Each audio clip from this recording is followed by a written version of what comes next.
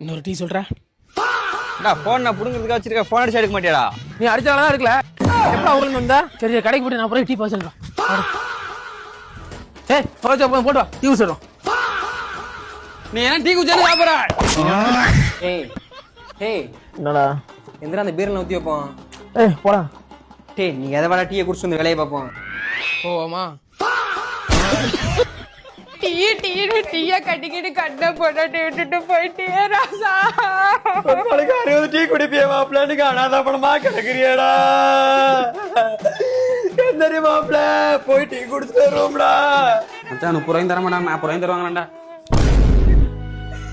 டேய் மச்சான், டேய் மச்சான், மச்சான் எந்திரா மச்சான், எந்திரா